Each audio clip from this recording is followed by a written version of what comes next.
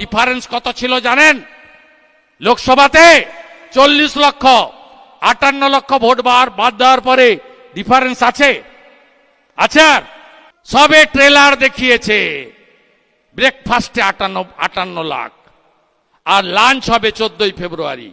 বলছে অমুক হয়ে গেছে, তমুক হয়ে গেছে, সুপ্রিম কোর্টে জিতে গেছি, এপ্রিলেও জিতে যাব। জিতে তোমাকে দেব ভালো করে,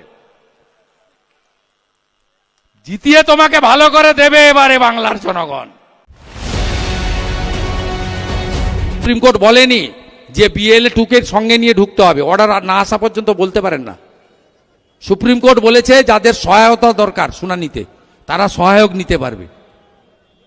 আপনি আমাকে অর্ডার দেখান, তারপরে বলবেন। সম্পূর্ণ সুপ্রিম কোর্টের অর্ডারকেও, আমি যেটুকু শুনেছি থ্রু লয়ার, সুপ্রিম কোর্টের অর্ডারকেও মিসকোট করে এরা সোশ্যাল মিডিয়াতে দিচ্ছে, রাজনৈতিক সভাতে বলছে। যারা শুনানিতে যারা কাগজপত্র নিয়ে সহায়ক চান, তার বাড়ির ছেলে হতে পারে, ভাই হতে পারে, বন্ধু হতে পারে, আত্মীয় হতে পারে, সেই সহায়ক নিয়ে যেতে বলেছে। সহায়ক মানে BLA 2 নয়। সুপ্রিম কোর্টের মূল অর্ডার আসতে দেন। ফর্ম 7 জমা দিলে তদন্ত করার দায়িত্ব এই ইয়ারোর, তৃণমূলের নয়। নোটিশে কেউ মিস ইনফরমেশন দেয়, তার বিরুদ্ধে আইনানুগ কোনো ব্যবস্থা নিতে পারেন না। এদের মূল লক্ষ্য হচ্ছে বাংলাদেশি মুসলিম রোহিঙ্গাদের বাঁচানো, নইলে এরা ভোটে জিতবে না। উনি একবার গিয়ে সরষে ছড়িয়েছেন, একবার গিয়ে জেসিপি দিয়ে গর্ত খুলেছিলেন মাছ চাষ করবেন বলে। ওখানে মাছ চাষও হয়নি, সরষেও হয়নি, ধানও হয় না, আলুও হয় না, আর রতন টাটাকে তাড়িয়েছেন। বিজেপিকে আনলে টাটাকে ফিরিয়ে আনার দায়িত্ব আগামী দিনে পশ্চিমবঙ্গের বিজেপি সরকারের।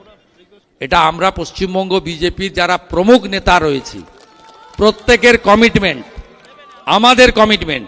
প্রধানমন্ত্রী এক লাইনে সিঙ্গুরে বলে গেছেন, যতই আপনারা কিছু শুনলাম না বলুন না কেন, প্রধানমন্ত্রী জমি, প্রথম শিল্প করতে গেলে জমি দরকার, শিল্প আকাশে হয় না, জমির ব্যবস্থা করে দেয় রাজ্য সরকার। রাজ্য সরকার যতক্ষণ না নরেন্দ্র মোদীর আদর্শে তৈরি হচ্ছে ততক্ষণ অমুক জায়গায়, অমুক মাটিতে, আপনার জমিতে অমুক জিনিস হবে কথা কেউ বলতে পারে না।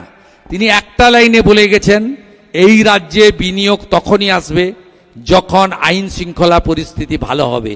বেলডাঙ্গা হলে, নাকাশিপাড়া হলে, বেথুয়াডহরি হলে, ধুলিয়ান হলে, শামসেরগঞ্জ হলে, জঙ্গিপুর সুতি হলে, রেজিনগর হলে, মোথাবাড়ি হলে, মহেশতলা হলে কোনোদিন কোনো বিনিয়োগকারী বাংলায় আসবে না।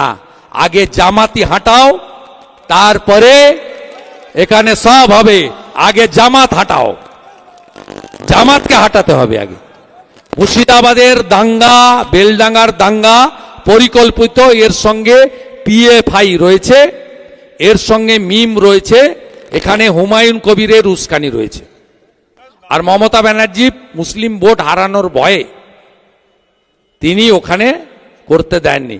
আমি মহামান্য উচ্চ আদালতে গেছিলাম, কারণ বেলডাঙ্গাতে পরপর 2 দিন ধরে যেভাবে জাতীয় সড়ক আটকে রাখা হয়েছে, এই জাতীয় সড়কের গুরুত্ব আপনাকে অনুধাবন করতে হবে। গোটা উত্তর পূর্বাঞ্চলের কানেক্টিভিটি এই রাস্তা, এই রাস্তা দিয়ে ভারতবর্ষের প্রতিবেশী যে রাষ্ট্রগুলো রয়েছে, বাংলাদেশ, নেপাল, ভুটান, সেখানে সমস্ত মাল পরিবহন যায় সড়ক পথে।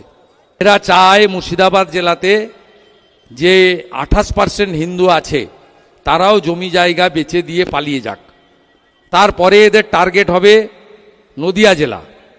নদিয়া জেলার দেবগ্রাম, পলাশী, কালীগঞ্জ থেকে শুরু করে করিমপুর পর্যন্ত এই বর্ডার এলাকায় আপনি যদি যান, মোট 9টি জেলার 6000 গ্রামে আগে প্রদীপ জ্বলতো, এখন প্রদীপ জ্বলে না। আগে শাঁখ বাজতো, এখন শাঁখ বাজে না। 6000 এমন গ্রাম রয়েছে বাংলাদেশের বর্ডার এলাকাতে যেখানে একটা মন্দিরের অস্তিত্ব রাখেনি।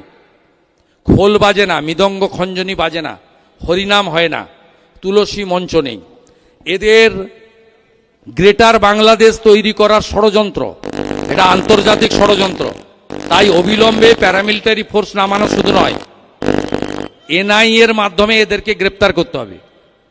এবং আজকে কোর্ট অন্তর্বর্তী অর্ডারে বলেছে, ভারত সরকার স্বরাষ্ট্র দপ্তর যদি মনে করেন এই মামলা, যে মামলাতে ৩৫ জন অ্যারেস্ট হয়েছে, এদের নেতা হয়েছে হুমায়ুন কবির, ধরা পড়েছে আসাউদ্দিন ওয়াইসি, মমতা ব্যানার্জির হাতের বাইরে চলে গেছে, তাই এনআইএ হওয়া উচিত এবং অবিলম্বে প্যারামিলিটারি ফোর্স নামানো উচিত।